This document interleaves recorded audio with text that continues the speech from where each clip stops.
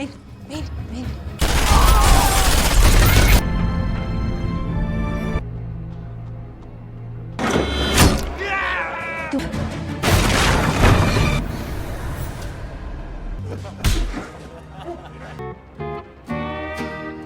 I'm really sorry.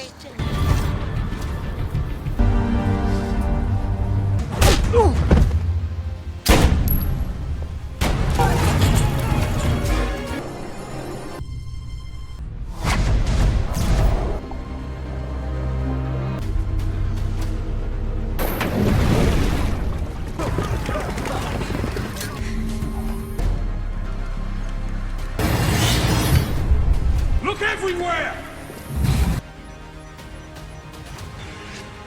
I really need those fingerprints.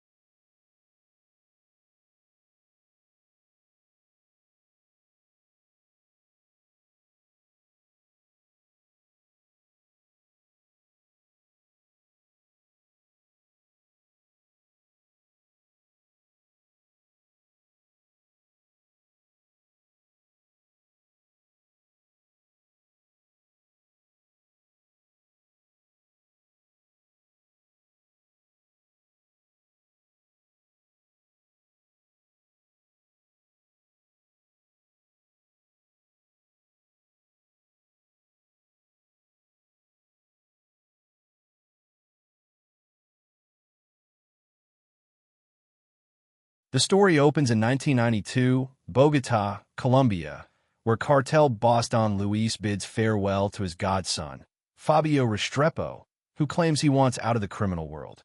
The moment Fabio leaves, Don quietly orders his right-hand man, Marco, to have him eliminated. Sensing the betrayal, Fabio races back home to protect his family before it's too late. Once there, Fabio removes a hidden microchip from a framed family photograph and hands it to his young daughter, Catalia, telling her it's her passport. He gives her an address and instructs her to show it to a man guarding a gate.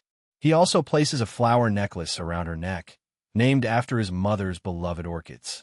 Their escape plan collapses when Don Luis's men arrive sooner than expected, sealing off all exits. Fabio tells his wife, Alicia, to arm herself as they prepare for a final stand. Before joining the fight, Fabio kneels before Catalia, tells her how much he loves her, and she tearfully says it back. Gunfire erupts as the cartel soldiers storm the house. Catalia watches helplessly as her parents fight bravely, but are ultimately killed before her eyes. Marco arrives afterward, standing over Fabio's body and coldly declaring that no one ever escapes Don Luis. One of the gunmen raises his weapon toward Catalia, but Marco stops him. He attempts to manipulate the girl, portraying her father as a traitor and demanding the flash drive. Catalia responds by stabbing Marco's hand, swearing that she will one day kill Don Luis. She escapes through a window, swallows the microchip to hide it, and flees through the streets while the men hunt her down. Following her father's instructions, Catalia reaches a guarded checkpoint and presents herself to a soldier, who takes her in for questioning. She later vomits up the microchip and hands it over, which leads to her being secretly transported to Miami on a private plane. After receiving temporary documents, she slips away from her escort and takes a bus to Chicago. Upon arrival, Catalia boards a train and walks alone through a narrow alley, searching for the address her father gave her. A man eventually listens to her story and informs Emilio, who is initially distracted while torturing someone. The moment he hears Catalia's name, he rushes out and embraces her. Overwhelmed, she breaks down in his arms as he reassures her that she's finally safe. The following morning, Catalia wakes up in her new room and joins Emilio for breakfast, where she meets her grandmother, who warmly welcomes her and compliments her striking eyes. Catalia learns that the room once belonged to her cousin, who was murdered years earlier. When she's told the killer has already been dealt with, she calmly states that she wants to become a killer herself and asks Emilio to train her. Though reluctant, he agrees. Shortly after, Emilio enrolls her in school, explaining she'll start the following Monday. On the way back from finalizing her admission, they stop at a restaurant, where Catalia becomes frustrated.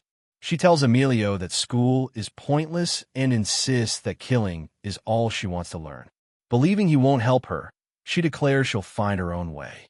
In response, Emilio suddenly pulls out a gun and fires at a passing car, causing chaos as the vehicle crashes into a fire hydrant.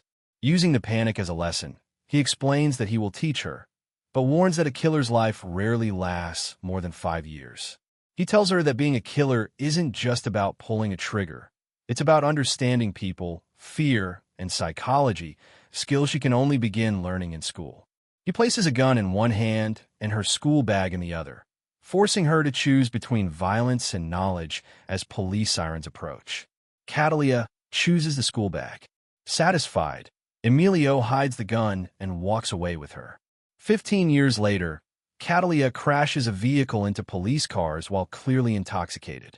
Laughing and slurring her words, she's arrested and charged with drunk driving and destruction of police property. Barely able to stand, she nearly vomits during processing, prompting officers to throw her into a holding cell to sleep it off. That same night, another criminal, Gennaro Rizzo, is brought into the jail and placed in the same cell, unknowingly setting the stage for what comes next.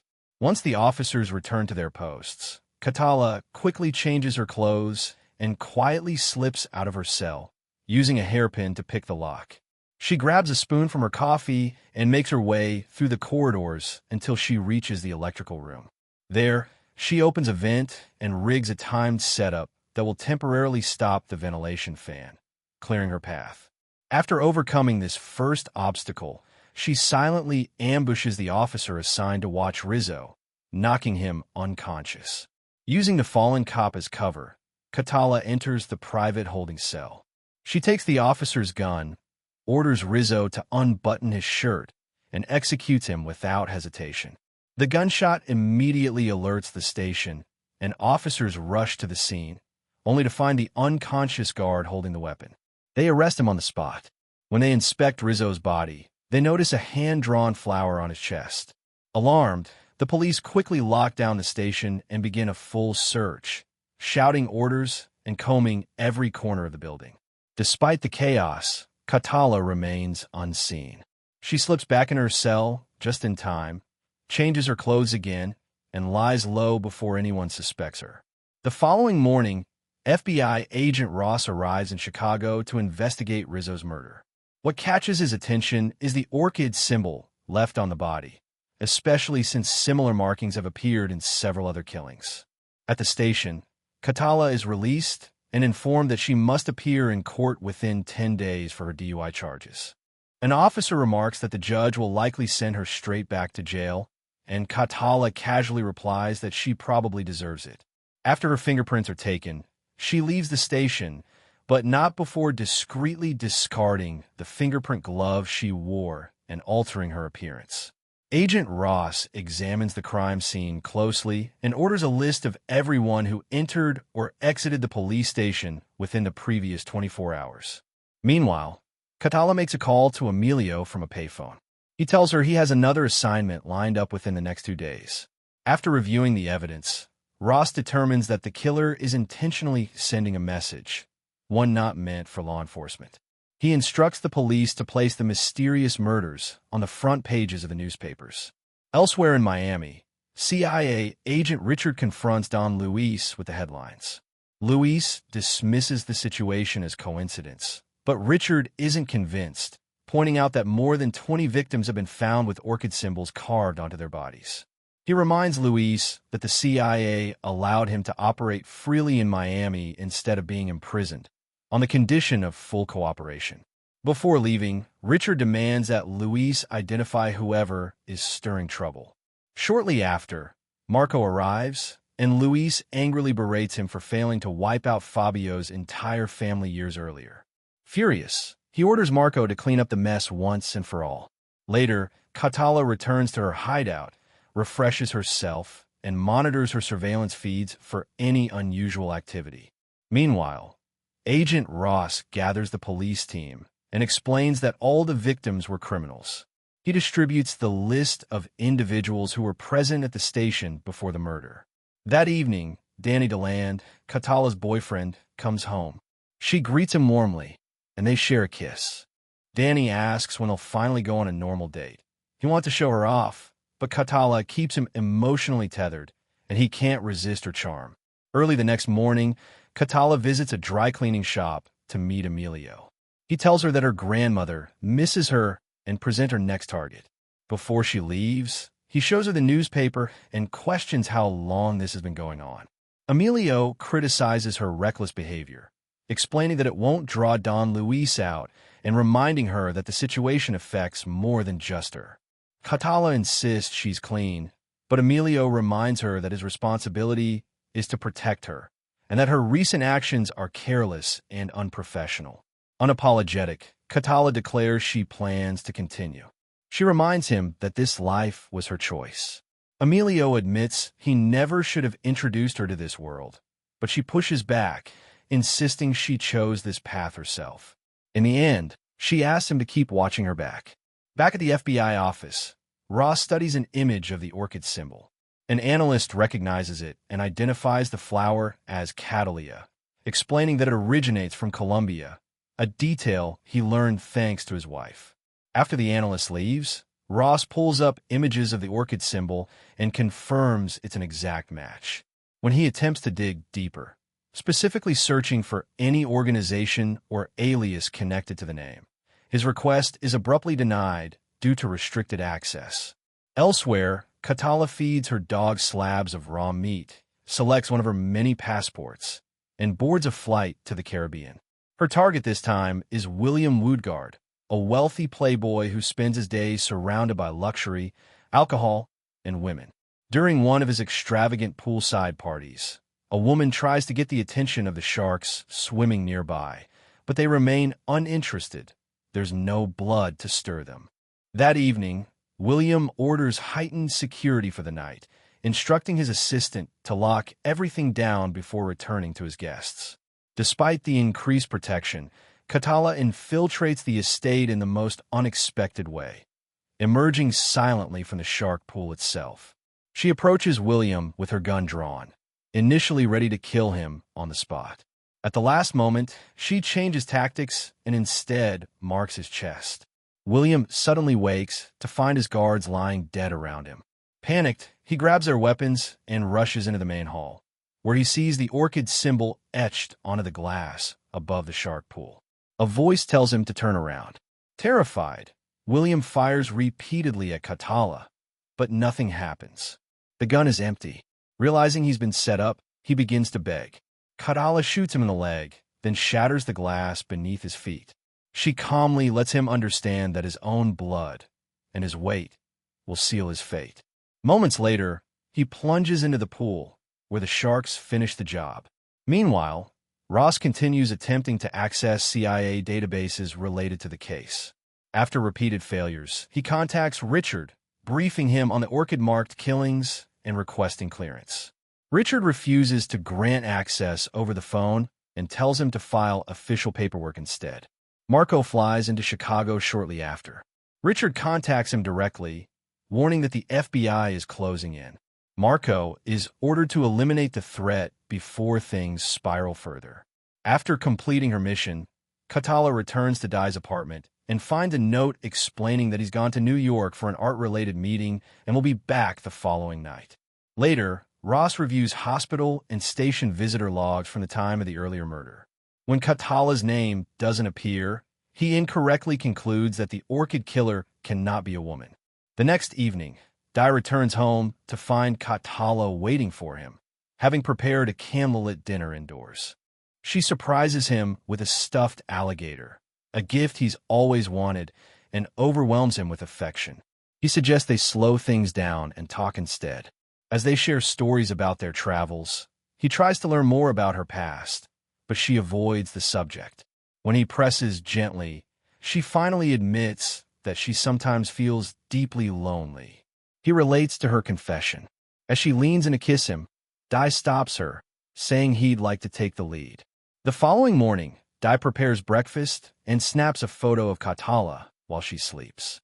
When he wakes her, she suddenly panics, jumps out of bed, and hurriedly gets dressed to leave. Confused, he asks what's wrong, but she offers no explanation before walking out. Catala heads to the library, where she meets Emilio. Furious, he throws a newspaper at her, revealing that Don Luis has targeted one of his associates and is closing in. Catala dismisses the concern, which enrages him further. He tells her she's changed and declares that he will no longer give her any assignments. She argues back, asking how many people he killed after his son was murdered. Emilio snaps, explaining that the situations aren't the same and that she is the last hope left in their family. He tells her that when his son died, his entire world ended. He then orders her never to contact him or his mother again. Before leaving, he hands her a photograph as proof of what's at stake. When Catala sees it, she breaks down. Later that day, Dai meets with a close friend and describes Catala, whom he knows as Jennifer, as the woman he believes he's falling for. He shows his friend her photo before stepping outside to deal with a police officer who has flagged his car for illegal parking. While Dai is gone, his friend secretly contacts his sister-in-law and asks her to run a scan on the photo. After some hesitation, she agrees. The image immediately triggers a match on Ross's system. Tracing the source, Ross dispatches officers to investigate. During a church service, Catala quietly joins her family, startling her grandmother with her presence. After the service, as Emilio drives his mother home, she speaks to him about Catala's recent behavior, unaware that Marco is watching them from a nearby vehicle. Meanwhile, the officers investigating the digital trace confirm that the images match Catala perfectly. Ross orders her photo distributed across all precincts, declaring her the orchid-marked killer and activating mobile units citywide. At the same time, Catala calls Dai from an unregistered number just to hear his voice, unaware that the police have already begun tracking her location. The moment the alert comes in, a SWAT team is dispatched to track her down. At the same time, Dai casually mentions a photo he took of Catala. He admits that when the phone rang, he was staring at a picture of her he'd snapped while she was asleep, something he thought was harmless. The realization hits her instantly. That photo must have made its way to the authorities. Catala immediately checks her surveillance feeds and sees SWAT vehicles pulling up outside her building. Without hesitation, she turns on the gas in her apartment, grabs her weapon, releases her pet bird, and slips out. She has only seconds, but it's enough. She races down the emergency stairs, breaks into a neighboring apartment, knocks the occupant unconscious, and heads to the bathroom. From there, she accesses the roof, retrieves a sniper rifle, blasts through a wall, and uses cables to descend through the elevator shaft. Once she reaches the lower level, she crawls into the parking garage and disables the security cameras. Officers monitoring the feeds realize her escape route and rush to intercept her. But Catala is already gone, slipping through a ventilation shaft that leads directly into the subway. She heads for Emilio's place, only to discover the worst. Both Emilio and her grandmother have been killed. Devastated, she mourns them briefly before setting her sights on Agent Ross. She confronts him at his home, forcing him to listen as she explains how Don Luis destroyed her life and turned her into what she is. She insists she needs Ross's help to reach him, explaining that Luis is protected by powerful government connections. Ross admits he has no direct access to the CIA, despite trying. When he refuses to cooperate, Catala threatens his family and disappears. The next day, Ross confronts Richard face-to-face, pleading for Don Luis's location and explaining that his own family is in danger. Richard refuses, until Catala suddenly calls Ross and aims a sniper rifle at Richard from afar. She fires a warning shot. Terrified, Richard gives up Don Luis's location in New Orleans. Armed to the teeth, Catala loads ammunition, brings her dogs, and steals a fire truck. She drives straight to New Orleans and forces her way into acquiring the floor plans of Luis's compound. Later that day, as Luis's men discuss how to deal with her, a rocket launcher crashes into the mansion, nearly killing them all. Panic erupts. Some of the men attempt to flee in a vehicle, but Catala rams it with the fire truck, steps out, and eliminates everyone inside. The remaining guards abandon escape plans and switch to full defense mode against a single attacker. Marco hides Don Luis in a secure room while the others search the building. Knowing the layout in advance, Catala strikes with precision, ambushing enemies from the basement, firing from balconies, and switching weapons as needed. One by one, she wipes them out. A shaken Don Luis calls Marco for updates, but the response offers no comfort. Marco prepares himself and waits in a separate room. When Catala enters, the two clash in a brutal fight. Marco proves to be a formidable opponent, landing heavy blows and nearly killing her. But Catala pushes through and ultimately kills him by driving part of the gun frame into his neck. Don Luis escapes the safe room and jumps into a black van, speeding away, until a garbage truck blocks his path. Catala calls him using Marco's phone. Luis arrogantly claims he's untouchable and threatens to hunt her down. Calmly, she tells him he's exactly where she wants him. Luis suddenly realizes what's wrong. He notices Catala's dogs inside the van with him. She gives a single command: eat. The dogs attack, ending the cartel boss's reign once and for all. Days later, Agent Ross interrogates Di, who tells him everything he knows about Catala. After hours of questioning, Di asks for a cup of coffee. While Ross steps away, Catala calls Di. Shocked, he apologizes, telling her he had no idea what was happening. She tells him they only have 40 seconds and that he can ask 3 questions. Instead, he asks for her real name. She tells him it's Catala, like the flower. He asks whether his little bird will ever return. She tells him to keep an open heart. Rather than asking a third question, Di tells her he loves her. Ross realizes what's happening and tries to speak to her, but Catala hangs up.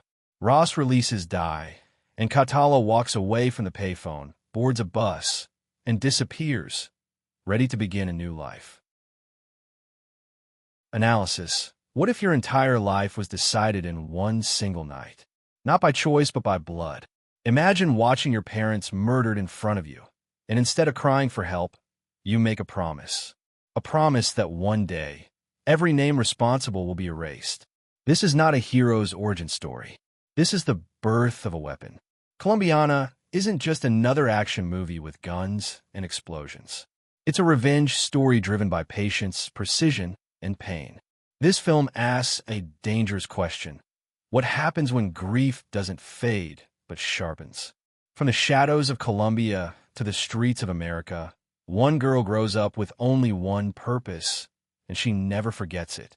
What makes Colombiana stand out is its focus on transformation. You don't just watch an assassin at work. You witness how trauma shapes identity. Every move she makes is calculated. Every kill sends a message. And every step brings her closer to a past she refuses to let go of. This isn't revenge fueled by rage. It's revenge fueled by memory. In this video, we'll break down the story behind Colombiana, from its brutal beginning to its explosive conclusion. We'll explore its themes, hidden symbolism, and why this film continues to divide audiences years later. So if you're ready for a dark, stylish, and relentless revenge journey, stay with me. Because this story doesn't start with action, it starts with a promise. Before we dive deeper into the story, let's take a step back and understand exactly what kind of movie Colombiana is and what it's trying to deliver. Released in 2011, Colombiana is a fast-paced action thriller rooted firmly in the revenge genre. The film moves across two worlds, the violent criminal underbelly of Colombia and the cold, anonymous streets of the United States. At its surface, the setup seems simple. A young girl survives a massacre and disappears. Years later, she returns, not as a victim, but as a professional assassin. But beneath that simplicity lies a story about time, patience, and unfinished business. This is a spoiler-free movie built around one central idea. Revenge is not rushed, it's prepared. The protagonist doesn't hunt impulsively. She waits, she trains, and when she finally acts, every move is deliberate. Each mission she carries out isn't random. It's a step towards something far more personal. Tonally, Colombiana is dark, tense, and relentless. It doesn't rely on humor or flashy spectacle. Instead, it keeps the focus tight on movement, silence, and consequence. If you're expecting a light action flick, this isn't it. This movie wants you locked into the mindset of someone who has lived with a single goal for most of her life. And from here on, that goal begins to take shape. Now that we know what kind of movie Colombiana is, let's talk about what it's really about. Because beneath the bullets and chase scenes, this film is driven by something far heavier. At its core, Colombiana is a revenge thriller, but not the loud, chaotic kind. This is a slow-burn revenge story, one built on patience, control, and long memory. Action here isn't just spectacle, it's a tool. Every violent moment exists to push the story forward, not distract from it. The film's central theme is revenge as identity. For the protagonist, revenge isn't something she wants to do, it's who she has become. Her childhood trauma doesn't fade with time. It hardens, and instead of healing, it transforms into discipline, precision, and emotional distance. Another major theme is isolation. She lives multiple lives, wears different faces, and belongs nowhere. Relationships are temporary. Attachments are dangerous. The movie constantly reminds us that becoming a weapon comes at a cost, and that cost is loneliness. Emotionally, Colombiana is cold, tense, and unforgiving. This isn't a feel-good action film. It's made for viewers who enjoy morally gray characters, dark atmospheres, and stories where violence is a consequence, not a celebration. If you're drawn to assassin stories that focus on psychology as much as action, this film speaks your language. And now that we understand the mindset driving this story, it's time to follow the journey itself, from a frightened child to a trained killer. Let's break down the story. Every revenge story begins with loss, but not every loss creates something that's dangerous. The story begins in Colombia, where a young girl lives an ordinary life, until one meeting changes everything. Her parents attempt to break free from a powerful criminal network. They know the risk. They know the cost. And within moments, that cost is paid in blood. Right in front of her, her parents are executed. No aceptación, no merci. But instead of breaking, the girl runs. Not blindly, but with purpose. With enemies closing in, she navigates the city using intelligence far beyond her years. She doesn't scream. She doesn't panic. She escapes. That escape is the first sign of who she will become. Not fearless, but focused. Eventually, she reaches the United States, where she's taken in by her uncle, a man connected to the criminal underworld. This is not safety. It's preparation. Here, childhood ends completely. Years pass. The frightened girl grows into a disciplined woman. She trains relentlessly, combat, weapons, control. She learns not just how to kill, but how to disappear. By day, she blends into normal life. By night, she becomes a professional assassin.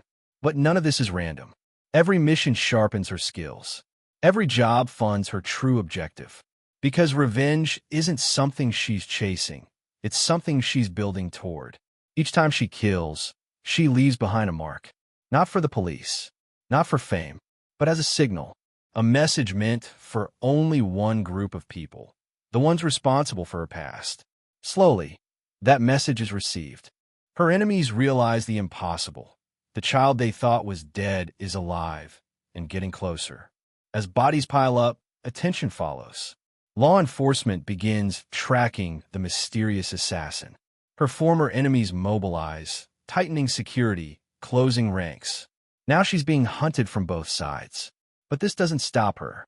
It accelerates her, because every obstacle removed brings her one step closer to the end of her list. With time running out and the net closing in, she abandons caution. The mission becomes direct, personal. This is no longer about survival. It's about finishing what was started years ago. And when the final confrontation arrives, it's not explosive chaos. It's calculated, cold, and inevitable. Because this was never a question of if, only when. The past has finally caught up with the present, and the promise made by a child is about to be fulfilled. Now, let's talk about how this story ends and what it truly means. Every revenge story promises an ending, but not every ending brings peace. By the time the story reaches its final moments, the destination is no longer a mystery. The list has been followed. The targets have been found. One by one, the people responsible for her parents' deaths are eliminated, not in a moment of blind rage, but through careful, deliberate execution. This isn't chaos. It's closure by design. The criminal empire that once controlled her childhood collapses quietly, methodically, just like the plan that's been building for years. But the ending doesn't celebrate victory. There is no triumph, no relief-filled smile. Because what the film makes painfully clear is this: revenge completes a mission, but it doesn't repair what was broken. Her parents are still gone. Her childhood is still lost. What's different now is the absence of unfinished business. The final scenes emphasize freedom, not happiness. For the first time, she is no longer chasing the past. The promise made as a child has been kept. Symbolically, the ending suggests that revenge was never about anger. It was about reclaiming control over a life that was stolen. And now that control is hers again. The film deliberately avoids answering one crucial question: what happens after revenge? Does she finally live a normal life? Or is she too shaped by violence to ever truly escape it? The ambiguity is intentional, because the movie isn't interested in fairy tale endings. It's interested in truth. The ending of Colombiana reminds us that revenge doesn't save you. It simply releases you. It doesn't heal the wound. It stops it from bleeding. And sometimes, that's the only ending a story like this can offer. Some stories speak loudly. Others whisper. Colombiana belongs to the second kind, where meaning is hidden in symbols, silence, and small, deliberate choices. The most obvious symbol in the film is the orchid. On the surface, it's a calling card, left behind after each kill. But orchids aren't random. They represent beauty, rarity, and resilience. They survive in harsh environments, often growing where other plants can't. Just like her, by leaving the orchid behind, she isn't boasting. She's reminding her enemies that the child they tried to erase didn't die. She adapted. Throughout the film, the protagonist constantly changes identities. Different names, different lives, different faces. This isn't just a spy trope. It's symbolism for fractured identity. She doesn't know who she is without revenge. Each false identity is a mask, and none of them feel permanent, because the real version of her was buried with her parents. Notice how often she operates in silence. Minimal dialogue, controlled breathing, clean movements. The lack of words is intentional. Silence represents discipline, but also emotional numbness. She doesn't speak much because she's learned that survival doesn't require explanation, only action. Small behaviors hint at what's coming. Her calm before violence, her meticulous planning, her refusal to rush. These moments foreshadow the ending long before it arrives. They tell us that this story won't end in chaos. It will end in completion. Mirrors appear repeatedly throughout the film. They reflect duality. The woman she pretends to be versus the assassin she truly is. Every reflection is a reminder that she is split between past and present, memory and mission. All these hidden details point to one truth. Colombiana isn't just about killing enemies. It's about what happens when a person builds their entire identity around a promise. The symbols don't decorate the story. They explain it. Now that we've explored the story and its deeper meaning, let's step behind the camera, because Colombiana has some surprisingly interesting stories off-screen as well. To make the character believable, the lead actress went through intense physical preparation. This included combat training, firearms handling, and movement drills designed to make her actions feel efficient rather than flashy. The goal wasn't superhero spectacle, it was realism. Every strike, every movement was meant to look practiced, controlled, and lethal. Here's a detail many viewers don't know. The character of Catalia was originally conceived as part of a much larger assassin universe, connected to another famous hitman franchise. That idea was eventually abandoned, turning Colombiana into a standalone story instead. But traces of that origin remain in the film's tone, structure, and professional assassin mythology. Unlike many action films of its time, Colombiana deliberately avoided overusing slow motion or exaggerated camera tricks. The action was designed to feel fast and direct, often over before you fully process it. This choice reinforces the idea that, for a trained killer, violence isn't dramatic. It's efficient. The film makes strong use of international locations to reinforce its global scale. Even when scenes were filmed elsewhere, the production emphasized authenticity in setting, costume, and atmosphere to maintain realism. This helps sell the idea that the protagonist moves freely across borders, untethered, untraceable. All of these behind-the-scenes choices serve one purpose: to make the character feel real. Not mythical, not exaggerated, just dangerously prepared. And that realism is a big reason why Colombiana continues to find new viewers years after its release. Every action film exists in conversation with others that came before it, and Colombiana is no exception. To understand what it does right, and where it falls short, we have to see how it stands beside similar films in the genre. At its foundation, Colombiana shares DNA with classic revenge stories like Leon, The Professional, a young survivor shaped by violence, trained to kill, and defined by loss. But where Leon leans into emotional mentorship, Colombiana strips that away. There's no guide, no moralanchor. The protagonist grows alone, making the journey colder and more isolating. Compared to other female-led action films, Colombiana avoids turning its lead into a spectacle. She isn't framed as glamorous. She isn't invincible. Her strength comes from preparation, not bravado. In that sense, the film feels more grounded than many stylized action entries, but also less emotionally expansive. When placed next to high-concept assassin franchises, Colombiana feels smaller, but more personal. It doesn't aim for world-building or mythology. It stays locked on one mission, one promise, one life shaped by revenge. This focus gives it clarity but limits its scope. Where the film excels is discipline. The pacing is tight. The action is efficient. The protagonist never feels like a fantasy. It respects the intelligence of the audience by letting behavior, not exposition, tell the story. However, the film doesn't push the genre forward. The structure is familiar. The emotional beats are restrained. Viewers looking for philosophical depth or narrative reinvention may find it predictable. In the end, Colombiana doesn't try to outshine its genre peers. It chooses focus over ambition, precision over excess. And for some viewers, that restraint is exactly what makes it worth watching. When Colombiana was released, it didn't arrive quietly, but it didn't dominate the conversation either. Its reception tells an interesting story about expectations, genre fatigue, and how audiences judge revenge films. Among general audiences, the response was largely positive. Viewers appreciated the fast pacing, the clear revenge arc, and the physical commitment of the lead performance. For many, Colombiana delivered exactly what it promised: a dark, stylish action thriller that didn't waste time. It became a film people revisited, not because it was groundbreaking, but because it was dependable. Critics, however, were far more divided.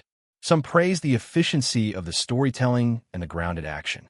Others criticized the familiar structure and limited emotional depth. To many critics, the film felt like a polished genre entry that played it safe rather than taking risks. Over time, Colombiana has gained a different reputation. What was once seen as average by critics has slowly become underrated by viewers who appreciate focused, character-driven action. As trends shifted toward louder, more exaggerated action films, Colombiana began to stand out for its restraint. The film has also benefited from renewed interest in female-led action cinema. Viewed through a modern lens, its refusal to over-sexualize or over-explain its protagonist feels intentional rather than lacking.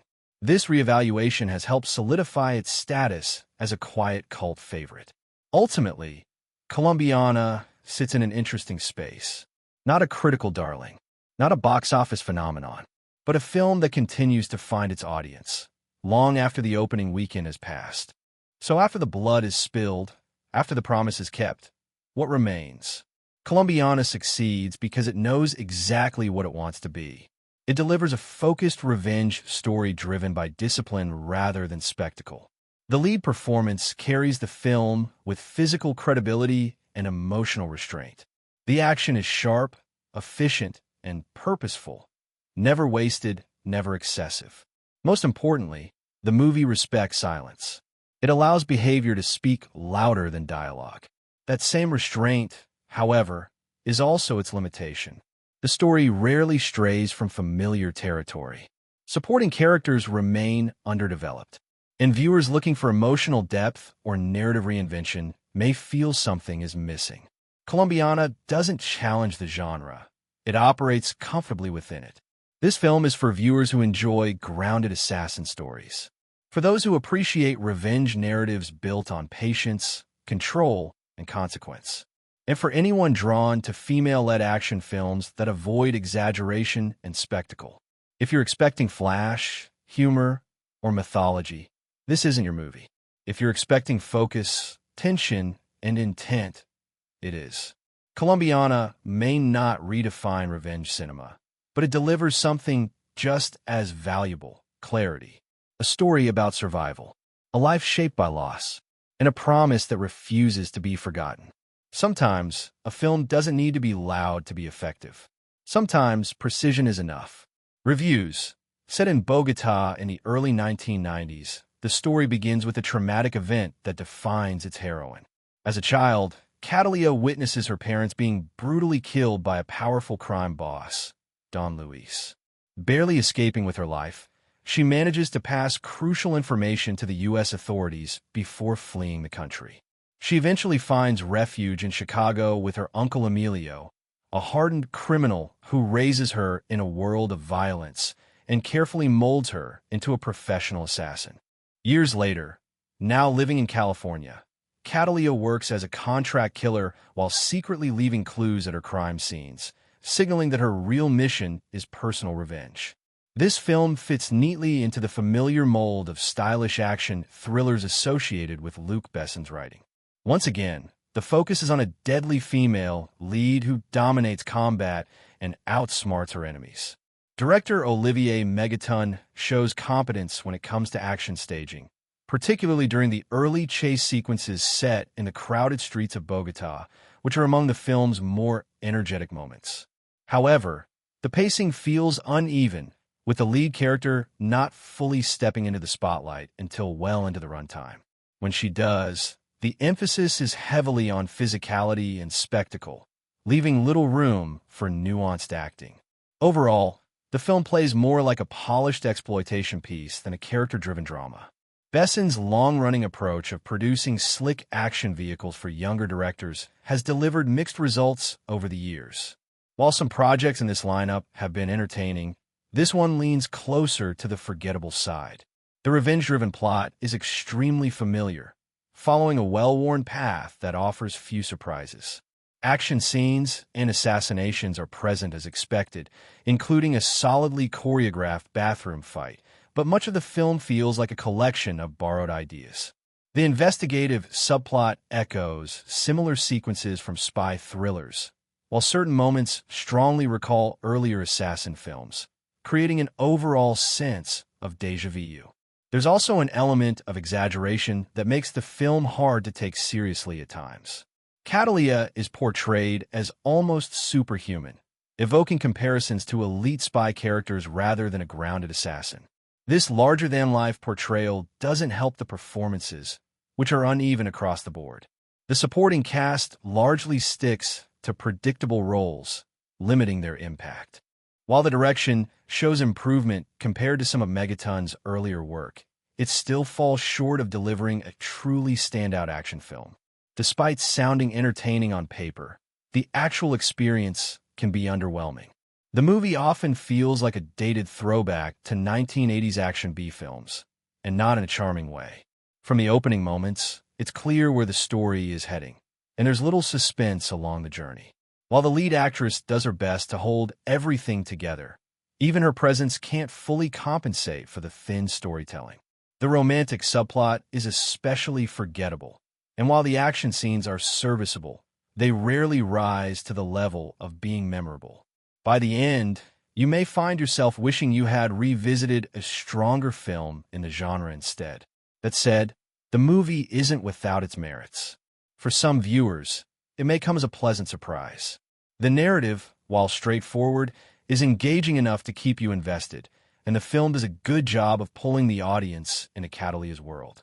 The revenge storyline may be predictable, but it's executed with enough style to remain watchable. The transitions between Bogota and Chicago provide visual variety, and there's a reasonable balance between action and quieter character moments. The action sequences are generally well-crafted, particularly those involving stealth and deception rather than outright gunfights. These moments successfully build tension and place the viewer right alongside the protagonist, sharing in the adrenaline and risk. The casting works well overall, and the lead performance carries much of the film's weight. While it doesn't reinvent the genre or offer anything truly new, the combination of slick visuals, competent action choreography, and a committed central performance makes it an enjoyable revenge thriller for fans of the style. In the end, this is a familiar but competently assembled action film. It may not break new ground, and its predictability is impossible to ignore, but the way it's put together, through its visuals, pacing, and action, still delivers a solid cinematic experience for viewers looking for a straightforward revenge story. Colombiana is definitely a film that grabs attention, even if it doesn't always hold it for the right reasons. The story begins in Colombia, where young Catalia witnesses the brutal murder of her parents at the hands of a rival drug operation. Cornered by assassins at just 10 years old, she manages a daring escape that feels almost superhero-like in its execution. With nowhere else to go, she flees to Chicago and is taken in by her uncle, a career criminal who raises her in his own dangerous world. From an early age, Catalia makes her intentions clear. She doesn't want safety or peace. She wants to become a weapon. Years later, the film jumps forward to her adult life. Catalia has grown into a highly skilled contract killer, working for her uncle while quietly pursuing her own agenda. Each hit she carries out is marked by a distinctive calling card, a rare orchid symbolizing her family and her unresolved trauma. Her real objective is revenge, drawing out the man responsible for her parents' deaths, even though he's protected by powerful forces, including connections within U.S. intelligence agencies.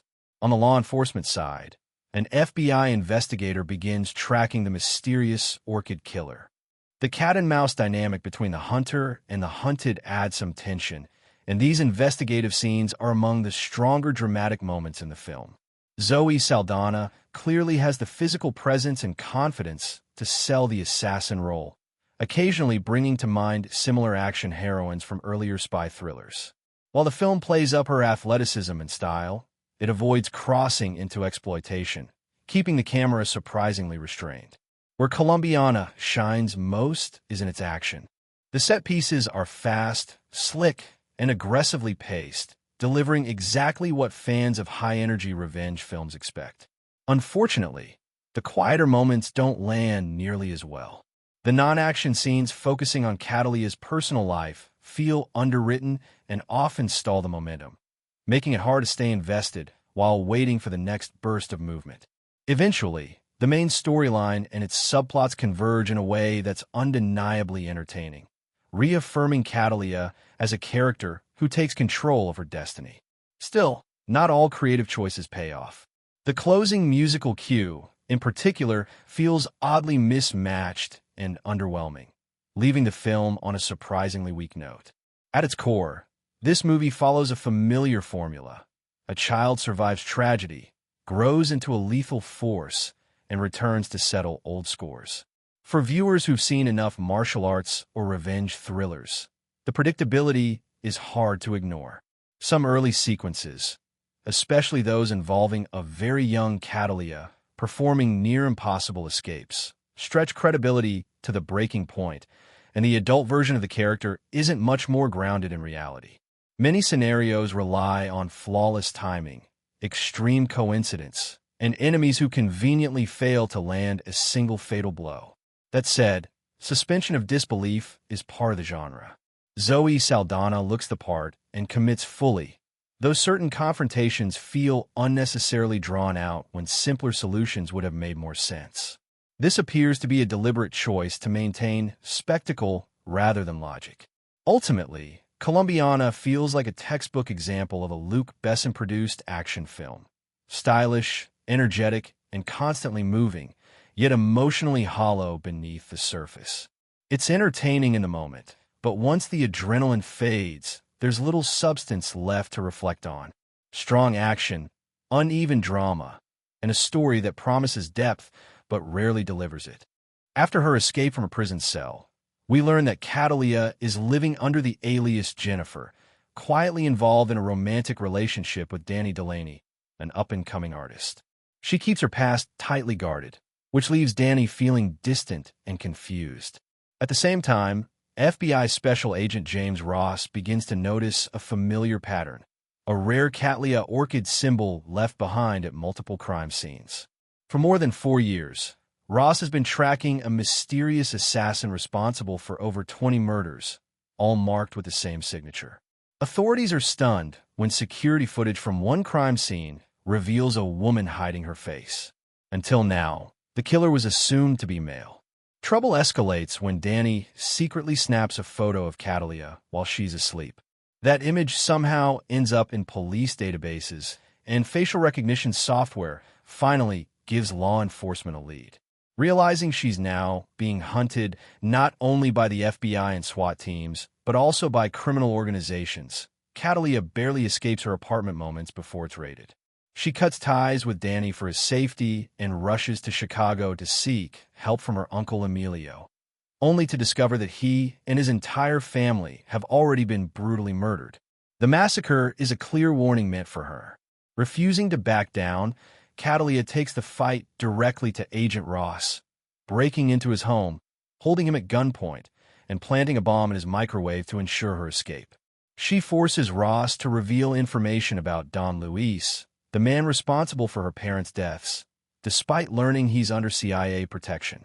Using intimidation tactics on a CIA contact, Catalia uncovers Luis's location in New Orleans.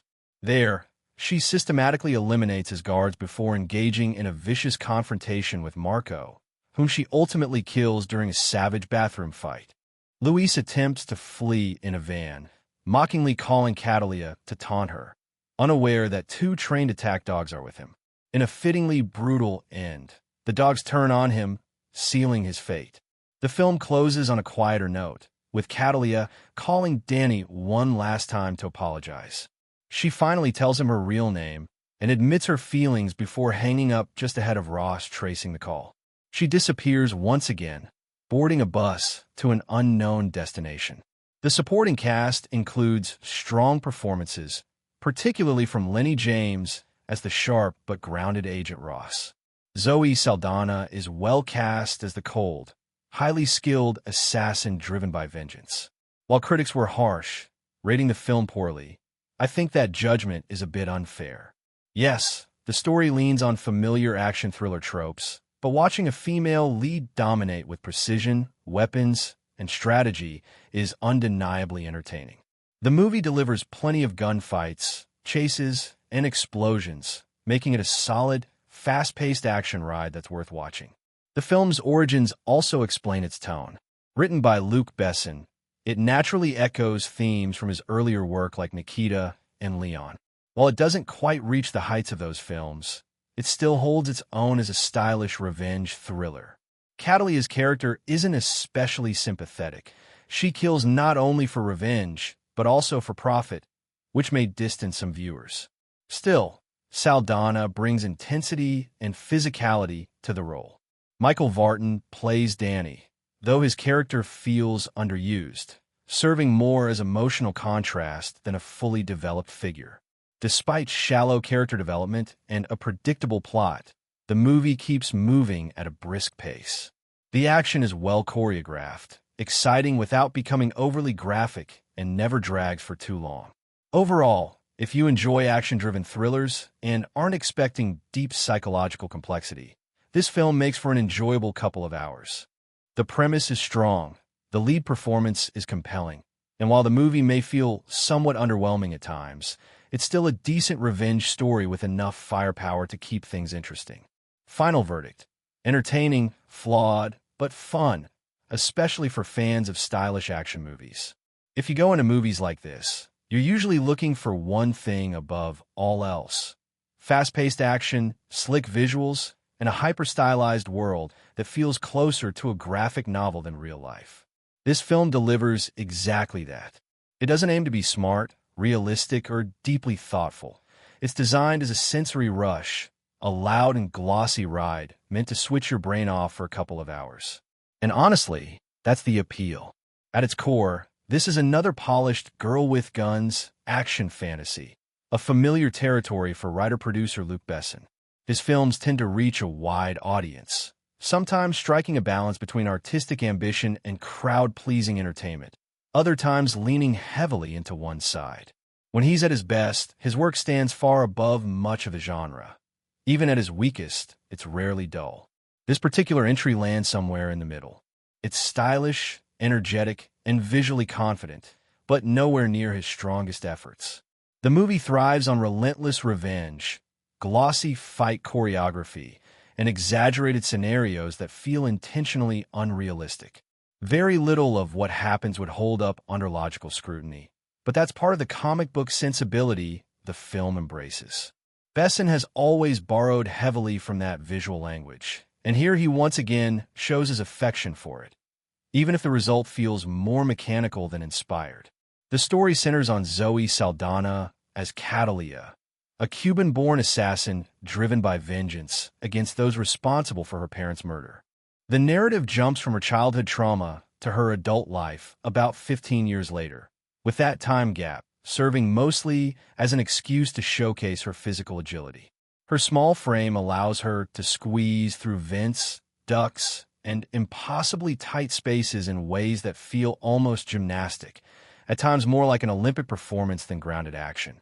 Anyone even slightly taller or broader will be physically incapable of pulling off half of what she does, which makes these moments both impressive and unintentionally absurd. To the film's credit, it occasionally acknowledges limitations. There are moments where things don't go perfectly for her, and those small concessions actually help the movie feel less completely invincible. Structurally, the film relies on a classic three-act setup, a common escape route for long-form storytelling. Each act almost functions as its own short story, loosely tied together by the central revenge motive. The first act is easily the most intriguing. A young girl witnesses her parents' brutal deaths, then escapes through impoverished cityscapes and somehow negotiates her way out of the country with shadowy CIA involvement. We're never given the full details, and that mystery actually strengthens the sequence. There's also a strong visual flair here, especially in the acrobatic movement across rooftops and tight urban spaces. The second act follows Catalia as an adult contract killer. Logic takes a backseat entirely at this point. The film asks us to accept that she is effortlessly brilliant at what she does, with little explanation beyond her natural talent. We're led to believe that hidden details will eventually resurface in surprising ways, but they never do. Instead, the movie simply repeats variations of the same idea. She's unstoppable, precise, and emotionally distant. By the third act, the story moves toward its inevitable conclusion, with Catalia finally confronting the people who destroyed her life, now relocated to New Orleans. There are hints of deeper CIA involvement once again, but nothing is ever clarified. Any hope for narrative twists is gone by this point, and the film follows a straight, predictable path to the end. While technically divided into 3 acts, the movie feels like 3 different genre exercises stitched together. What disappointed me most, however, was its handling of the central character. I wasn't interested in how modern action films portray women, but this feels like a relic from an earlier era. Despite her lethal skills, Catalia is portrayed as emotionally broken and fundamentally defeated. Her violence isn't empowerment, it's addiction. The film even suggests that redemption comes not through self-realization, but through finding the right man, which undercuts everything that came before. It's bleak and strangely regressive. The middle section, where she eliminates targets and leaves behind her signature orchid symbol, feels less like storytelling and more like a director moving pieces around on a board. Technically competent, but emotionally hollow. Zoe Saldaña brings a certain physical elegance to the role, a quiet grace in her movement that deserves better material. In the end, this glossy spectacle is watchable but forgettable. When you see Luc Besson attached as writer and producer, especially if you've seen Nikita, you more or less know what's coming. Like that film, this one is ultimately dragged down by how seriously it takes itself, insisting on a dark, tragic backstory to justify the violence that clearly exists for its own sake. One of the movie's earliest letdowns oddly comes down to wardrobe. Catalia's sleek, form-fitting outfit during her first assassination feels like a promise of an iconic look to come, only for it to disappear entirely afterward, never to be revisited. It's a small detail, but one that sets expectations the film doesn't follow through on. At its core, this is a fast-moving, adrenaline-fueled revenge thriller that sticks closely to familiar genre beats. Catalia, born in Colombia, witnesses the brutal murder of her parents at the hands of a powerful drug boss and escapes to the United States. There, she's taken in by her uncle Emilio, a morally gray figure who trains her not as a hero, but as a weapon. Emilio isn't portrayed as purely noble, yet he carries a quiet sense of honor that adds complexity to their relationship. Years later, Catalia has become a deadly professional assassin, focused, athletic, and relentless.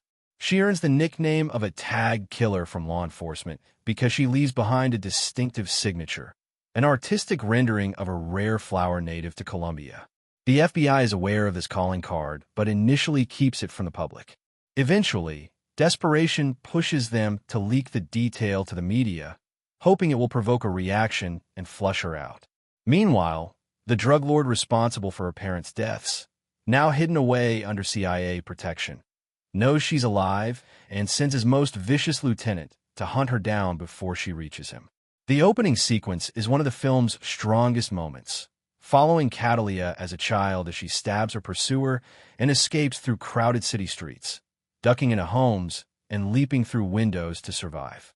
The urban chaos feels authentic and tense, even if the filming location subtly stands in for Colombia. Like many vigilante stories, her motivation is straightforward: eliminate everyone responsible for destroying her family. Equally predictable is the idea that her remaining loved ones won't escape the fallout unscathed. Surprisingly, the movie avoids graphic violence, with slick editing that cuts away before bloodshed becomes explicit. While this restraint may disappoint viewers who prefer a grittier edge, it clearly aims for a broader audience, resulting in a toned-down, PG-13 style presentation. The criminals she's hired to eliminate are introduced as thoroughly unpleasant, so their ends inspire little sympathy. However, the moment where Catalia threatens a pursuing FBI agent by targeting his family crosses an uncomfortable line, undermining the film's attempt to frame her as a sympathetic anti-hero. The romantic subplot involving an artist boyfriend feels underdeveloped and largely exists to give law enforcement a trail to follow. While it enables an inventive escape sequence, complete with a torched apartment, it also stretches believability. Elsewhere, the film fully embraces excess. Catalia's hidden stash includes enough weapons to rival a small military base, complete with armored transport. Add to that her pair of trained bulldogs, commanded with a single word to attack. It's obvious the movie is setting up future spectacle. Action highlights include a tightly choreographed showdown reminiscent of spy thriller combat and an especially clever prison assassination. Disguises, misdirection, and precise timing allow Catalia to infiltrate a heavily guarded target, execute him, frame an unsuspecting officer, and return to her cell unnoticed. Easily one of the film's most impressive sequences. Still, the larger plot rarely surprises, unfolding almost exactly as expected. The film exists firmly within the tradition of stylish female assassin cinema. Decades earlier, this subgenre was shaped by a mix of exploitation films, action heroines, and grindhouse icons before being refined into sleek, modern thrillers. This movie doesn't redefine the genre, but it comfortably occupies its space within it, delivering glossy action, familiar themes, and just enough inventive moments to keep things entertaining, even if it never truly breaks new ground. Many modern female-led action thrillers trace their DNA back to a wave of Asian cinema where women carried blades and guns with ruthless confidence. Japanese exploitation and revenge films, such as Female Demon Ohayaku, Okatsu the Fugitive, Quick Draw Okatsu, Blind Woman's Curse, and the legendary Lady Snowblood, paved the way with stylized violence and stoic heroines. Running alongside these were the gritty entries of Japan's Zero-Woman era, part of the Pinky violence cycle, which delivered gun-heavy chaos in films like Delinquent Girl Boss, Worthless to Confess, Girl Boss Gorilla, Criminal Woman, Killing Melody, and Terrifying Girls High School, Lynch Law Classroom. Before these blood-soaked costume thrillers became common, Hollywood rarely allowed women to brandish weapons, unless they were clad in denim and roaming the Old West. Films like Johnny Guitar, Two Gun Lady, Gunslinger, and 40 Guns were among the few exceptions. That landscape changed dramatically when Luc Besson introduced La Femme Nikita, a film that redefined the genre for the modern era. Instead of period settings, it focused on a contemporary woman molded into a lethal professional by the state. Its influence spread quickly, inspiring similarly stylized variations such as Tank Girl, Cherry, The Silencer, and even the rebellious crime road movie Thelma and Louise.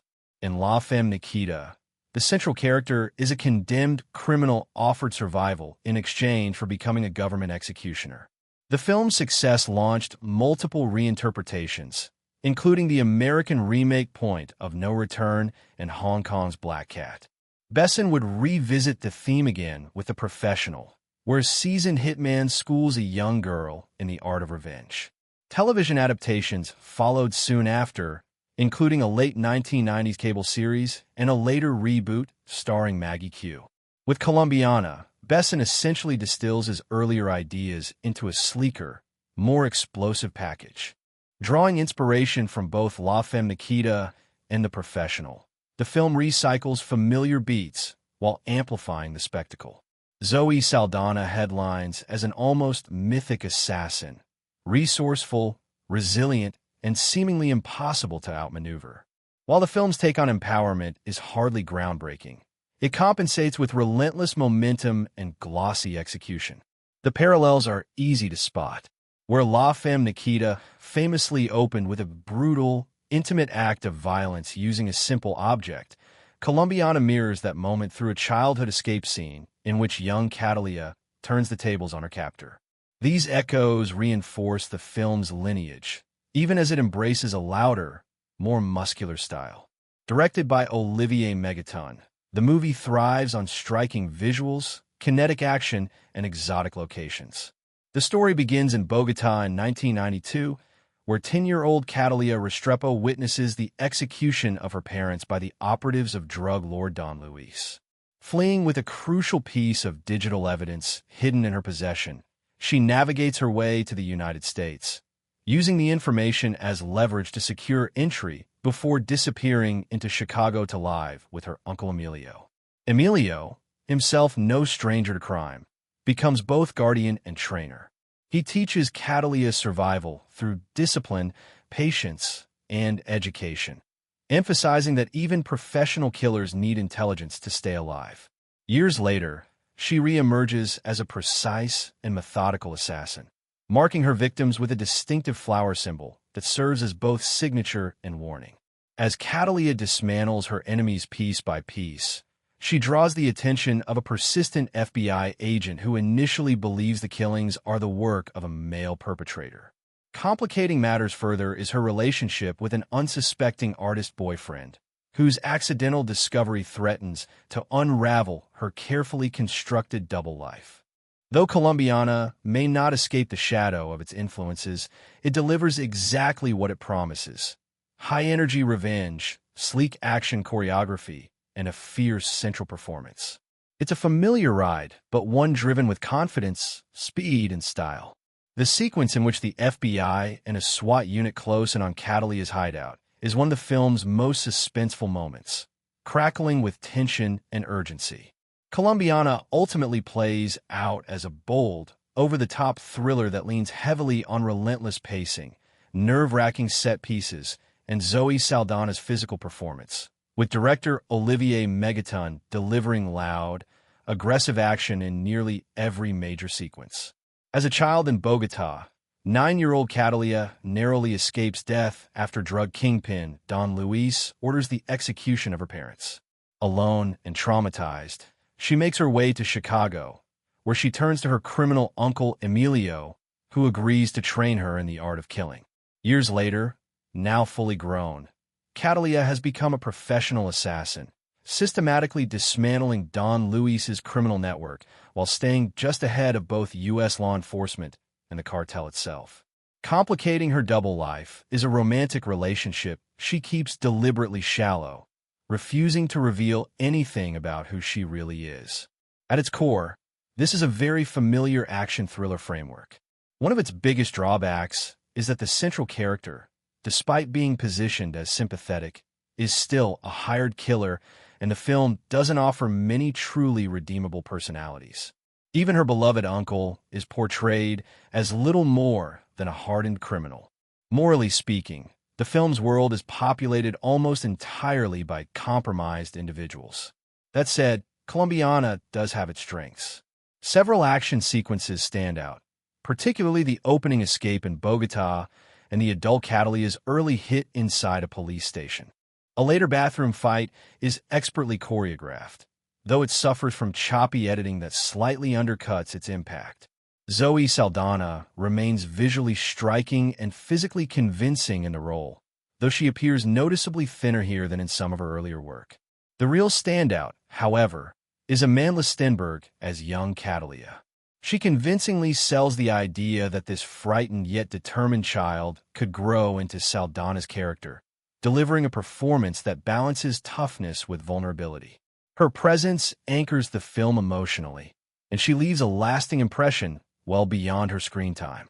The story follows a familiar revenge trajectory. A woman shaped by childhood trauma becomes a ruthless killer, splitting her time between professional hits and personal vendettas designed to draw out the man responsible for destroying her family. Yes, it's another revenge movie, but this time, the Avenger is a glamorous assassin, which the film clearly hopes will feel fresh, even if the formula remains unchanged. After a strong and promising introduction, the film steadily loses momentum and credibility. While the cast performs well across the board, the movie commits one of the worst sins an action film can make. It becomes dull. Despite the explosions and body count, the narrative drags, and the repetition dulls the impact. Megaton has proven before that he can stage energetic action, even if Transporter 3 was the weakest of that series. Here, though, he seems oddly disengaged, allowing the film to wander rather than build towards something truly exciting.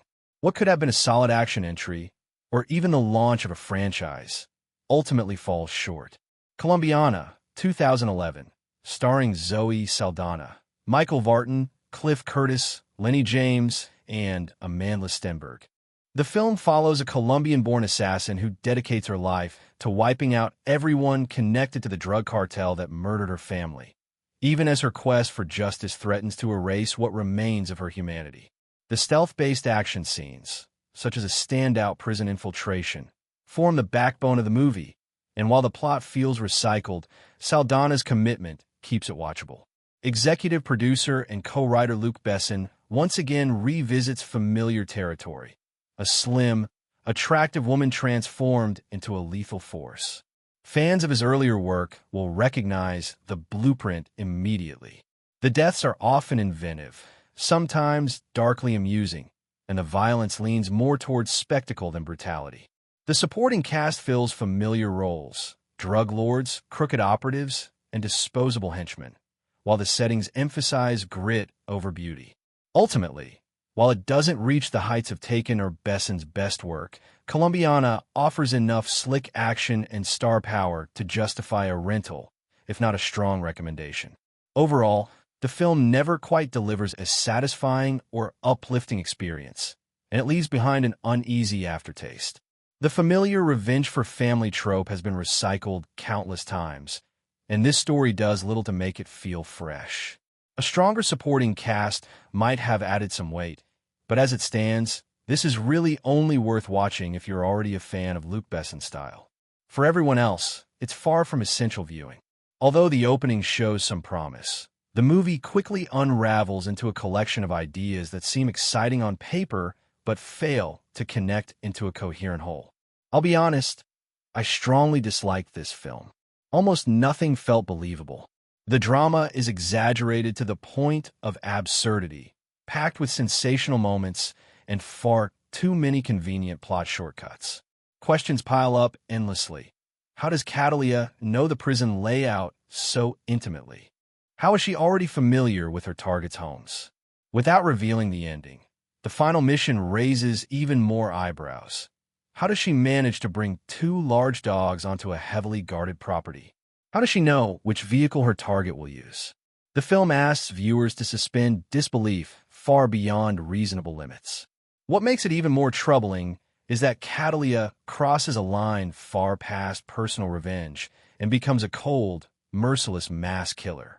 At that point, she stops feeling like a tragic anti-hero and instead resembles a character who belongs behind bars, permanently removed from society. That said, credit should be given where it's earned. The cinematography is genuinely impressive, and Zoe Saldaña puts in a committed performance. Unfortunately, those are the only real compliments I can offer. The script clearly carries Luc Besson's fingerprints, a female action lead driven by vengeance, surrounded by corruption, where violence is the primary solution. Conceptually, it isn't far removed from Leon, except this time the child grows up to do all the killing herself. However, Besson didn't direct the film, and that absence is noticeable. The tone feels distinctly Americanized, featuring a sympathetic FBI investigator hunting a mysterious assassin who targets criminals. The violence is sanitized, blood pools replace visceral impact, and the lead character's delicate, model-like appearance makes many of the fight scenes hard to accept. In the end, a story rooted in Colombia and written by Besson should have felt raw, brutal, and unsettling. Instead, the film settles for a polished but hollow experience, offering no real moral depth, just a stylish woman drifting through violent set pieces. It's somewhat surprising that a writer known for sharp, clever scripts teamed up to produce something this messy. Perhaps the direction, with its fixation on explosive stunts and flashy assassinations, prevents the film from fully taking off, despite a cast that clearly had more potential. The story itself follows young Catalia, who witnesses her parents' murder by mob figures in Bogotá in the early 90s. She escapes to the United States and is taken in by her uncle, who strikes a deal with her: finish school first, then learn the deadly skills she craves. 15 years later, she has become a professional assassin, balancing contract killings by day while secretly hunting those responsible for her parents' deaths. Along the way, she hides behind disguises, manipulates law enforcement, evades federal agents, and even attempts a romantic relationship, all while pushing toward her violent endgame. Does everything wrap up neatly once the villains are eliminated? Not quite. The film leaves the door open for a sequel. In summary, the movie boasts capable actors but suffers from a sloppy screenplay, repetitive violence, excessive noise, and relentless bloodshed. If that's your idea of entertainment, you may enjoy the ride. Otherwise, expect frustration.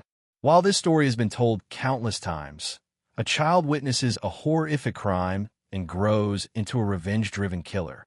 It partially works due to strong early performances and stylish presentation. The young actress delivers a chilling introduction, and the adult version of Catalia moves with confidence and mystery. As the film progresses, romance, tragedy, and escalating firepower takes center stage. Everything looks polished, and performances are generally solid, but the chaotic editing of the action scenes ultimately undercuts the impact.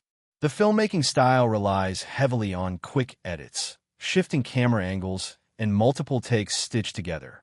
Because of that, certain action moments feel a little disorienting, and the frequent close-ups sometimes make it hard to tell exactly what's going on.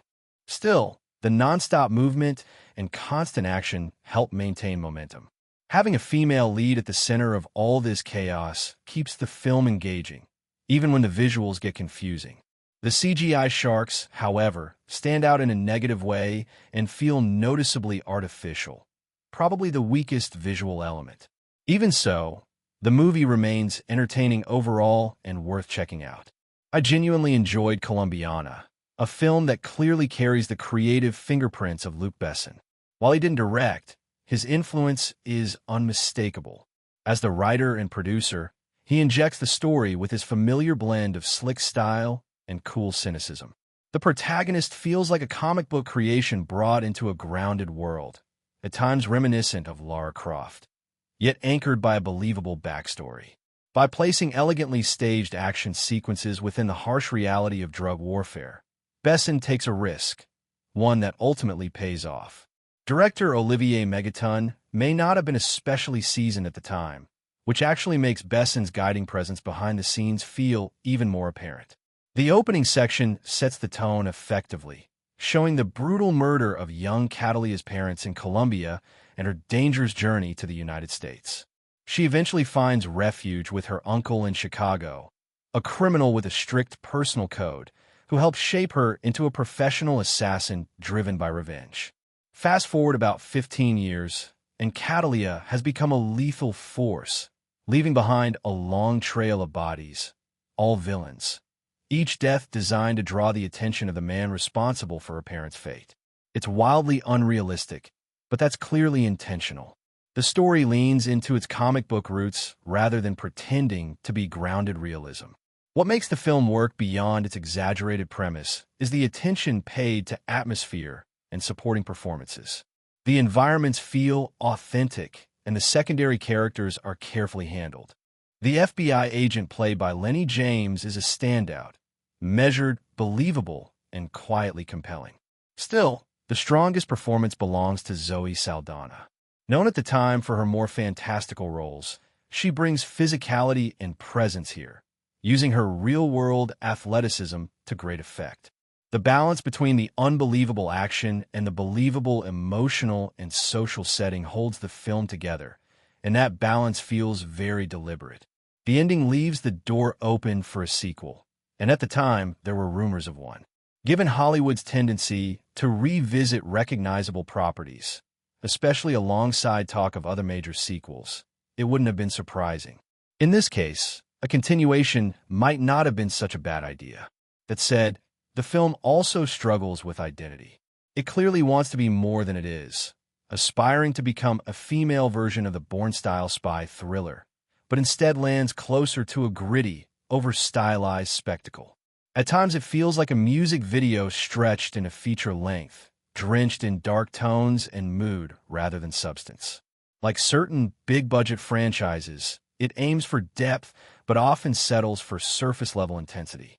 The dialogue doesn't help. Much of it is stiff, overly familiar, and weighed down by cliché villains. The film plays like a serious-minded action piece, but borrows the structure of lighter martial arts thrillers without adapting the tone appropriately. The plot itself is highly contrived. A young girl narrowly escapes tragedy through almost superhuman abilities, grows into a part-time assassin, and then suddenly needs an emotional push to confront the very people who destroyed her family. The logic often collapses under scrutiny. Because of these issues, the movie frequently feels like an expensive B-movie, flashy, overstuffed, and occasionally absurd. The score doesn't always help either, sometimes undermining scenes instead of enhancing them. For some viewers, these flaws will be too much. When it was originally marketed, the film was positioned as another sleek spy thriller in the vein of Bourne or similar female-led assassin stories like Salt. That framing may have hurt it. Audiences likely expected more sophistication than the film was ever trying to offer. In reality, the trailers were honest. This is a fast-paced revenge movie built on spectacle, suspense, and relentless action, not sharp dialogue or deep character study. Because of that mismatch, the film underperformed at the box office and was dismissed by many critics. Still, it feels underrated. It delivers exactly what it promises: stylish violence, inventive action sequences, and a strong central performance. Zoe Saldaña holds the film together convincingly, and several action scenes are genuinely clever and engaging. In the end, Colombiana may not be great cinema, but it's a solid, entertaining revenge thriller that deserves more credit than it received. There are a few elements here that could have been handled better or even removed altogether. Most notably the awkward and underdeveloped romantic subplot involving Saldaña's character and a man she casually meets in Chicago. Despite this, even though Colombiana follows a very familiar revenge-driven formula, we're never really in doubt that she'll eventually track down and punish those responsible. The film still succeeds in delivering what it promises: fast-paced thrills and steady tension.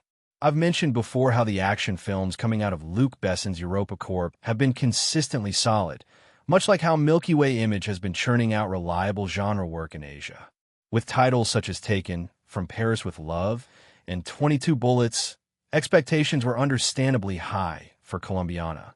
The presence of a female lead offered a refreshing departure from the genre's usual testosterone-heavy approach, and the American setting also marked a change from EuropaCorp's frequent European backdrops. Unfortunately, despite being written by Robert Mark Heyman alongside Besson himself, and directed by Olivier Megaton, who previously delivered Transporter 3, the final result feels somewhat underwhelming. The issue lies mainly in the story's foundation.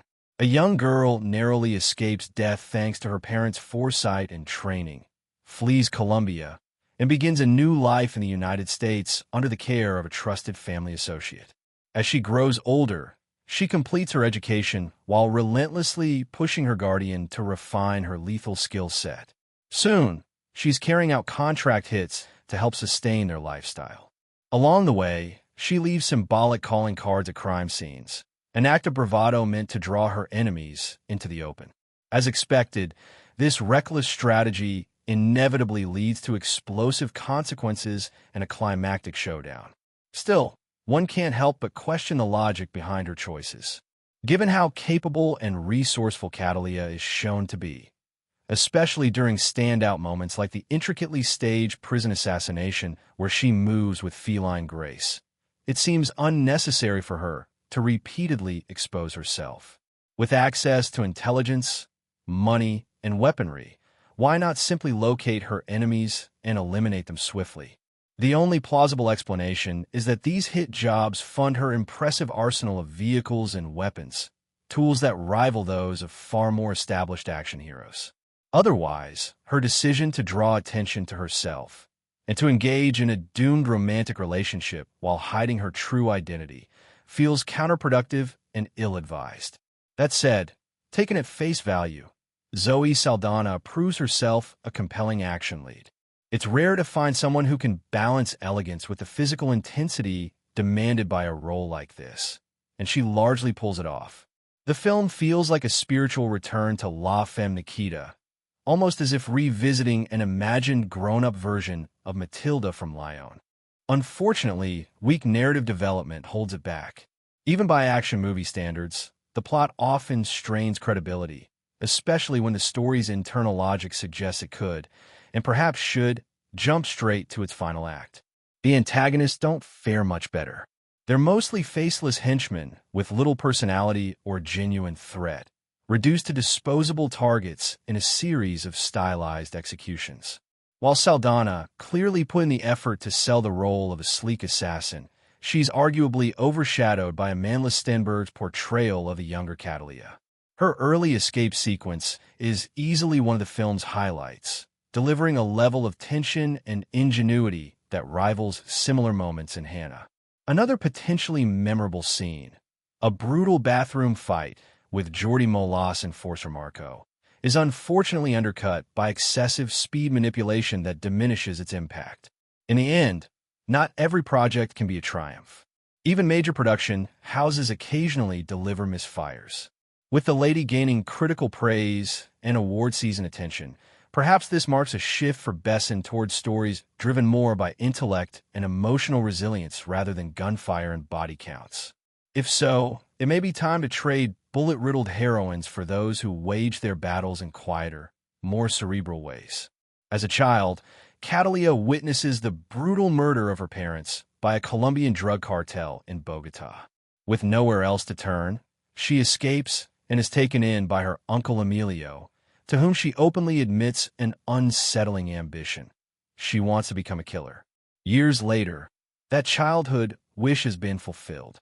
Now grown, Catalina works as a professional assassin, driven by a single obsession: finding and destroying the people responsible for her parents' deaths.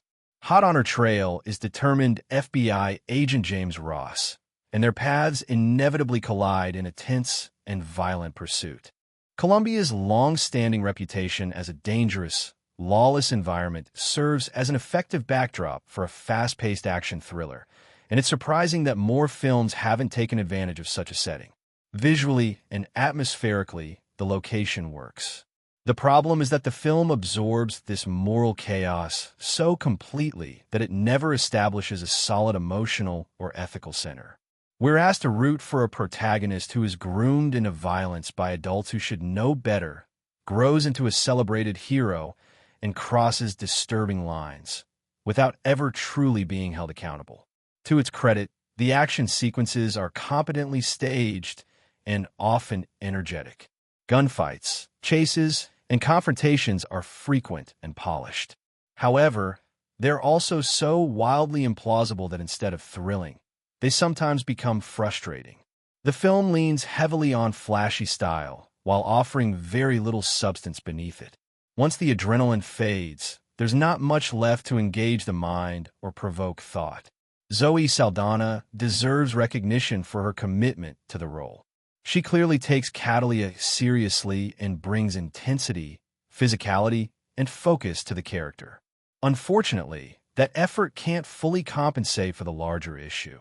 Strip away the shootouts, bloodshed, and combat scenes, and what remains is a thin, predictable story that drifts exactly where you expect it to go. The final outcome is obvious from early on, making it difficult to invest emotionally in the journey. At times, you're simply waiting for it to reach the inevitable conclusion. At its core, this is a straightforward revenge narrative. A young girl loses her parents, grows up hardened by violence, and dedicates her life to retribution. She systematically eliminates associates of the man responsible, hoping to draw him into the open. It's a familiar setup, and while there's nothing inherently wrong with that, the execution never rises above formula. Despite Saldaña's rising star power and undeniable screen presence, she's strong, charismatic, and capable. It was hard for me to take the film seriously.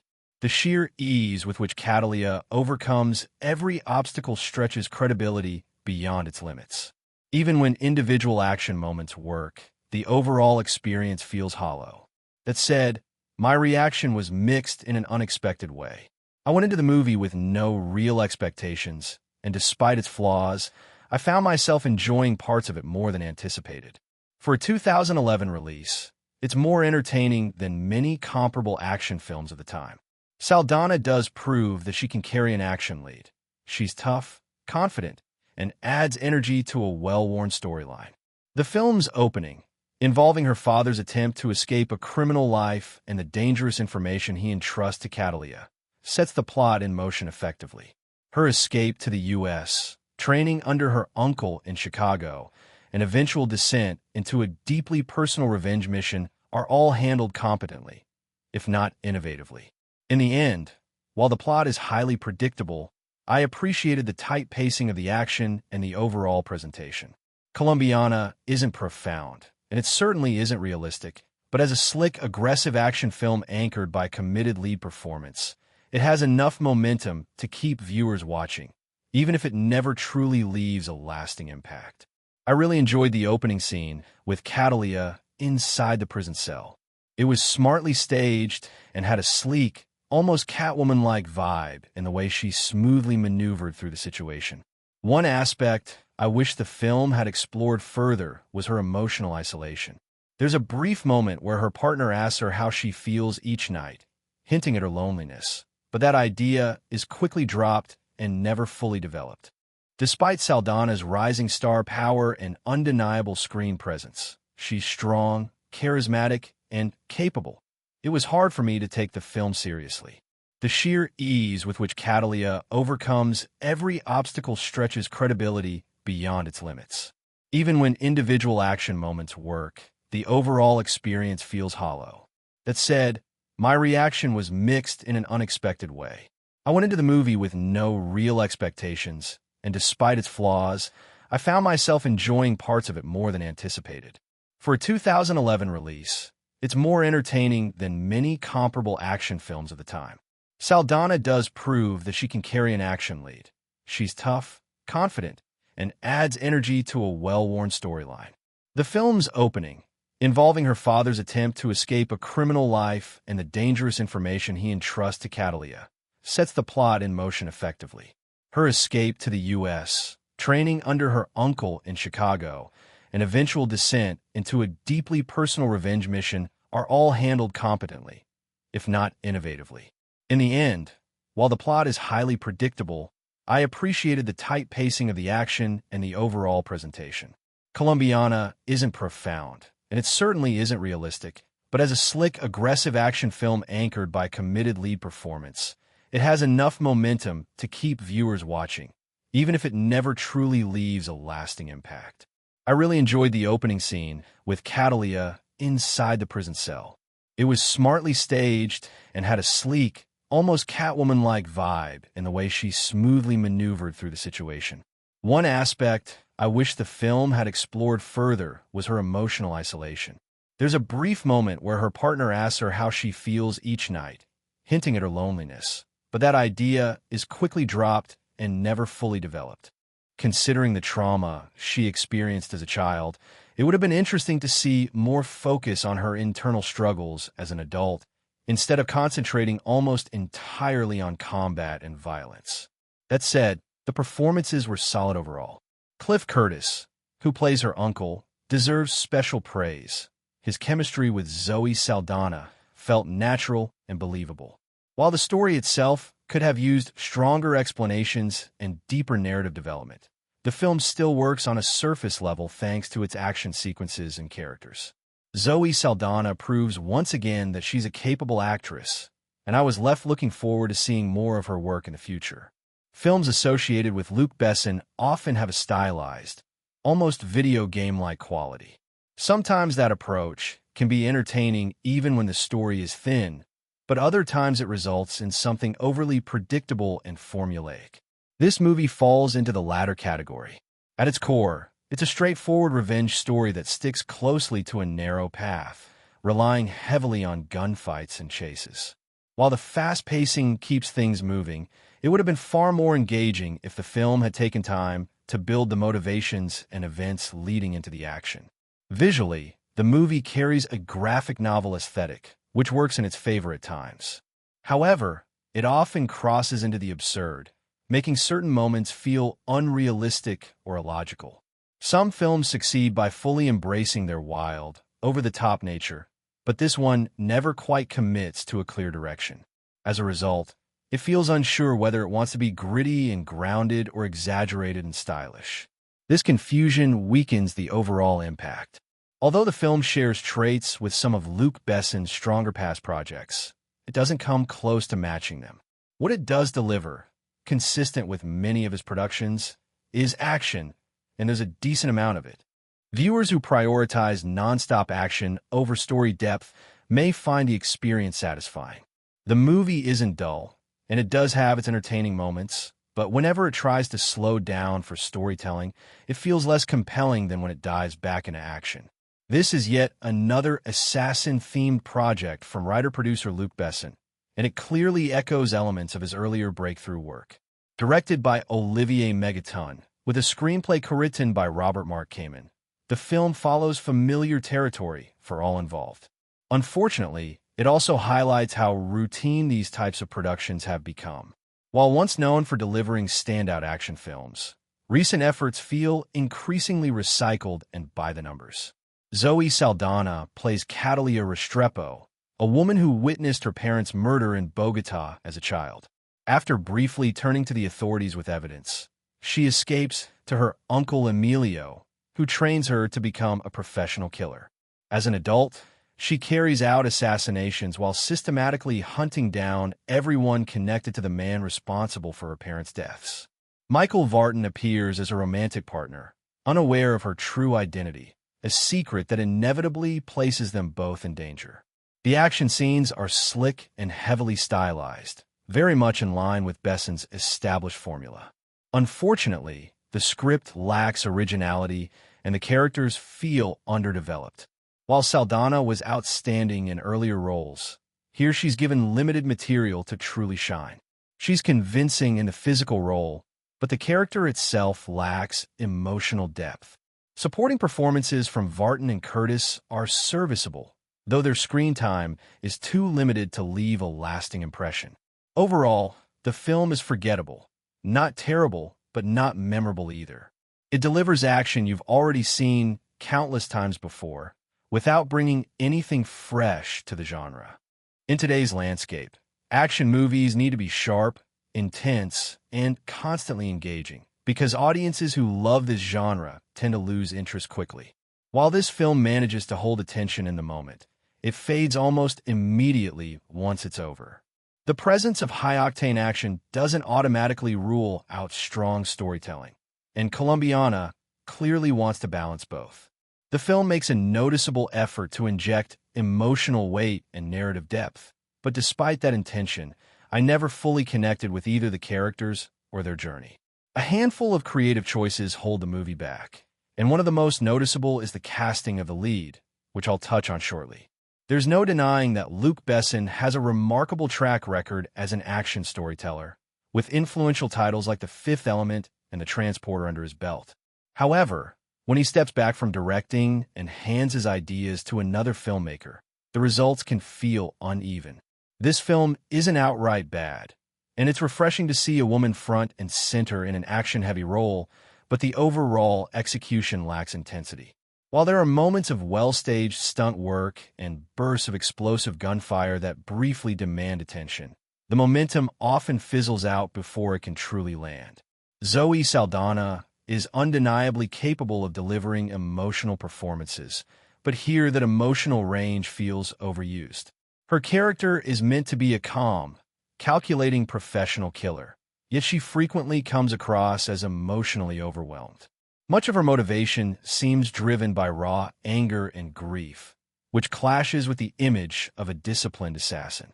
I struggled to buy into the performance, partly because her physical presence made the character feel less convincing, and partly because the portrayal never quite settles on who this assassin is meant to be. Michael Vartan is introduced to highlight Catalia's softer, more human side through a romantic subplot.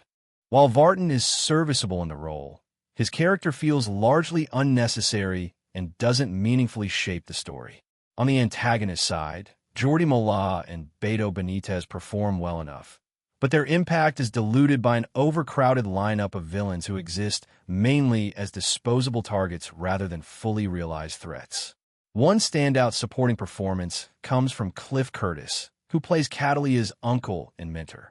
His presence adds a layer of gravitas and moral ambiguity, though the film doesn't spend nearly enough time exploring their relationship or the training process that shaped her into a killer. Narratively, the film struggles with clarity. It's never entirely clear whether Catalia is meant to be a detached professional or simply someone consumed by revenge. The abrupt leap from her traumatic childhood to her fully formed assassin persona leaves important character development unexplored. As a result, while the movie may not fully satisfy viewers looking for a polished or deeply engaging action experience, it does offer a passable dose of escapist entertainment. In the end, it feels like a project that either didn't push far enough or perhaps pushed too hard in the wrong directions and ultimately falls short of its potential. Set 15 years after the brutal murder of her parents by a Colombian cartel, Catalia grows into a highly skilled assassin determined to track down drug lord Don Luis. By leaving a distinctive floral symbol on her victims, she hopes to draw him out of hiding. But her method only complicates matters as law enforcement and criminal forces begin closing in from all sides. Interestingly, the film's origins trace back to a canceled sequel concept to Leon, the professional, tentatively titled Matilda. Creative and rights-related disagreements prevented that project from moving forward, and many of its narrative bones were later repurposed for Colombiana.